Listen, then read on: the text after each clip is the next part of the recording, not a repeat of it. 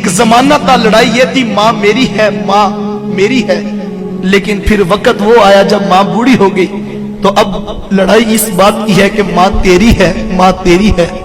ایک کہتا ہے میں نے پچھلا مہینہ گزارا ہے، مجھے پتا میرے بیٹے کتنی آزمائش میں رہے ہیں، میرے بچوں کی نیند ڈسٹرب رہتی ہے ماں کی کھانسی سے، میں نہیں رکھ سکتا، 4 مہینے تم نکالو ہر کوئی مہینہ پھر دیکھوں گا کیا کرنا ہے۔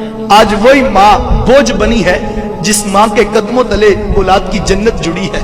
کہ کوئی نوجوان تھا تو وہ اپنی ماں کو یتیم خانے میں چھوڑ آیا۔ یہ آج ہمارے ہاں بھی اولڈ پیپلز ہوم بن گئے کہ جب ماں باپ بوڑھے ہوئے تو تم جا کے ان کو یتیم خانوں میں جمع کروا دو۔ یہ دن بھی ہم نے دیکھنے تھے۔ تو خیر وہ ماں تو جمع کرایا اور ساتھ انتظامیہ کو نمبر لکھ کے دے دیا کہ جب ماں مرنے لگے تو مجھے فون کر دینا، میں نے تدفین ابائی گاؤں میں کرنی۔ خیر اس کا وقت آخر قریب آیا تو انتظامیہ والوں نے فون کیا اور کہا کہ ماں مرنے کے قریب ہے، اگر ملاقات کرنی ہے تو آجا۔ خیر وہ پہنچا اور اس نے آ کے کہا ماں اگر تیری کوئی خواہش ہو تو مجھے پورا کرنے کا خواہش کا رکھتا ہوں، تو تو مجھے کوئی بات کہے تو میں اسے پورا کر دوں۔ تو اس نے کہا بیٹا یہ یتیم خانہ جہاں تو نے مجھے جمع کروایا تو اس کے کچھ پنکھے خراب ہیں، جب جون جولائی کی گرمی آتی ہے تو یہاں بوڑھے ماں باپ سل سکتے ہیں، اگر تیرے پاس پیسوں میں وسعت ہو تو یہاں کے پنکھے تبدیل کروا دے۔ تو کہنے لگا کہ ماں اب میں پنکھے تبدیل کروا بھی دوں تو تجھے کیا فائدہ، تو پہلے بتایا ہوتا تو میں تبدیل کروا دیتا، تجھے بھی فائدہ ہو جاتا، اب میں تبدیل کروا بھی دوں تو تجھے کیا فائدہ۔ اب ماں کی محبت کیا ہوتی ہے۔ اس نے کہا بیٹا مجھے پنکھے اپنے لیے نہیں چاہیے، میں تو ڈرتی ہوں کل جب تو بوڑھا ہوگا تیری اولاد تجھے یہاں نہ چھوڑ جائے، اور مجھے قبر میں بھی نیند نہیں آئے گی، میرے لال کو گرمی لگ رہی ہے، مجھے پنکھے اپنے لیے نہیں چاہیے، مجھے تو تیرے لیے چاہیے۔ وہ کوئی بوڑھا باپ تھا نا تو موبائل اٹھا کے موبائل والے کے پاس چلا گیا اور اسے کہنے لگا بیٹا یہ موبائل ٹھیک کر دو۔ نوجوان نے موبائل دیکھا تو کہا بابا جی موبائل ٹھیک ہے۔ اس نے کہا نہیں بیٹا دھیان سے دیکھو یہ موبائل خراب ہے۔ اس نے پھر دیکھا تو کہا بابا جی موبائل بالکل ٹھیک ہے۔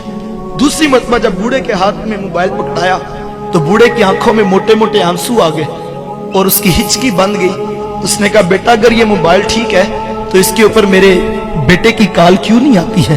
میں سارا دن کان سے لگا کے بیٹھا رہتا ہوں کہ میرا بیٹا ابھی مجھے کال کرے گا، میرا بیٹا ابھی مجھے کال کرے گا، لیکن اس کے اوپر میرے بیٹے کی کال نہیں آتی ہے۔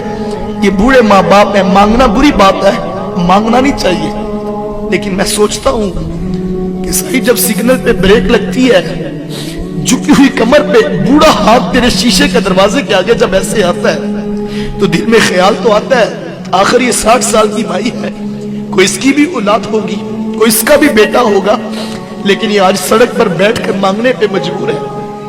ماں باپ کیا مانگتے ہیں تم سے؟ نماز ختم ہوتی ہے تو سارے لوگ اٹھ کے گھر چلے جاتے ہیں، ایک 60 سال کا بوڑھا مسجد میں بیٹھا رہتا ہے، اس کو اٹھ کے گھر نہیں جاتا، کیوں؟ اس کو پتا میری گھر میں کس کو ضرورت ہے۔ وہ مسجد کے قاری صاحب کے پاس بیٹھ کے وقت گزار لیتا ہے، وہ اپنے بیٹوں کے پاس نہیں جاتا۔ 4 بیٹے بیٹھے ہوں گھر میں کسی بات پہ مشاورت ہو رہی ہو، ہر کوئی آگے بڑھ کے اپنے دل کی رائے دیتا ہے، لیکن ایک بوڑھا باپ ہے جو چپ بیٹھا ہے، وہ نہیں بتاتا اپنے دل کی بات، کیوں؟ اسے پتا میری بات کی کیا حیثیت اور کیا اوقات ہے۔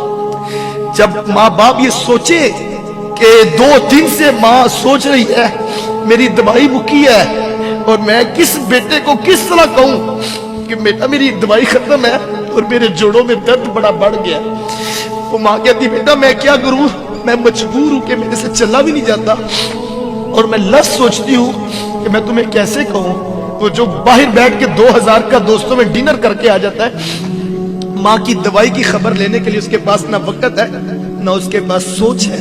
میں نوجوانوں سے کہتا ہوں آج تمہیں برا لگتا ہے، تم کہتے ہو میں نے یہ کرنا ہے میں نے وہ کرنا ہے، تمہیں ماں باپ کا ٹوکنا برا لگتا ہے، صاحب ایک وقت آئے گا جب گھر سے 4 پائی اٹھ جائے گی، وہ 4 پائی جو تجھے بڑی بری لگتی تھی تو نے اٹھا کے سین میں رکھ دی تھی، میرے بچوں کی نیند ڈسٹرب ہوتی ہے، ایک وقت آئے گا وہ 4 پائی جب اٹھ جائے گی تو گھر میں چراغ لے کے بھی ڈھونڈے گا، میری ماں مجھے ملے میں مشورہ کروں، میں باپ سے پوچھوں مجھے بتا زندگی کیسے گزاروں، میں کیا کروں، اس وقت تجھے گھر کھانے کو آئے گا، لیکن اس وقت کا پچھتانا کوئی کام نہیں آئے گا۔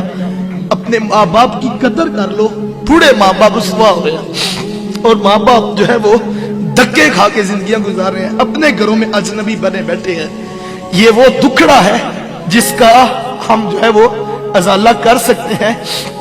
अपनी जन्नत को यतीम खानों में ना जमा कराओ, अपनी जन्नत को दूसरों के ऊपर ना डालो, इस जन्नत की कदर कर लो।